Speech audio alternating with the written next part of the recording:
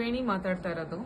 ನನ್ನ ಮತ್ತು ಜಯಮೃತ್ಯುಂಜಯ ಸ್ವಾಮಿಗಳ ಮೇಲಿನ ಆರೋಪ ಅಪವಾದ ಎಲ್ಲವೂ ಶುದ್ಧ ಸುಳ್ಳು. ನಾನು ಈಗ ನನ್ನ ಕೈಬರಹದಲ್ಲಿ ಅರ್ಜಿಯನ್ನು ಕೊಟ್ಟಿದ್ದೇನೆ. ಯಾರ್ಯಾರು ಕೊಟ್ಟಿದ್ದೀನಿ ಅಂದ್ರೆ ಗೃಹ ಸಚಿವರ ಕಾರ್ಯಾಲಯ, ಮುಖ್ಯಮಂತ್ರಿಗಳ ಕಚೇರಿ, ಮಹಿಳಾ ಆಯೋಗ, ಕರ್ನಾಟಕ ಎಲ್ಲಾ ಮಾಧ್ಯಮಗಳಿಗೆ, ಬಿಜಾಪುರ ಪೊಲೀಸ್ ಠಾಣೆ, ಬನಶಂಕರಿ ಪೊಲೀಸ್ ಠಾಣೆಗೆ ಇಮೇಲ್ ಮಾಡಿದ್ದೀನಿ. ನಾನು ಟ್ರೀಟ್ಮೆಂಟ್ ಅಲ್ಲಿದ್ದೀನಿ. 4 ರಿಂದ 5 ದಿನ ನಾನು ಬಂದು ಎಲ್ಲಾ ಸತ್ಯತೆಗಳನ್ನು ನಾನೇ ಹೇಳ್ತೇನೆ. ವೇಣಿ ಮಾತಾಡ್ತಾ ಇರೋದು.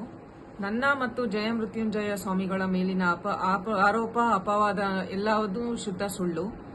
ನಾನು ಈಗ ನನ್ನ ಕೈಬರಹದಲ್ಲಿ ಅರ್ಜಿಯನ್ನು ಕೊಟ್ಟಿದ್ದೇನೆ.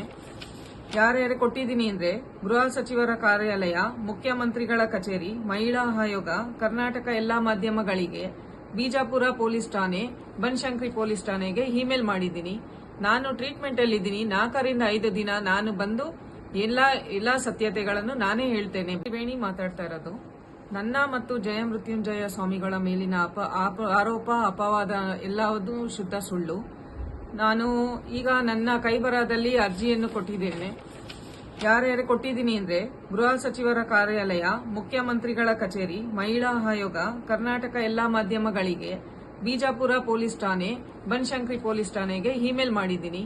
ನಾನು ಟ್ರೀಟ್ಮೆಂಟ್ ಅಲ್ಲಿದ್ದೀನಿ. 4 ರಿಂದ 5 ದಿನ ನಾನು ಬಂದು ಎಲ್ಲಾ ಸತ್ಯತೆಗಳನ್ನು ನಾನೇ ಹೇಳ್ತೇನೆ.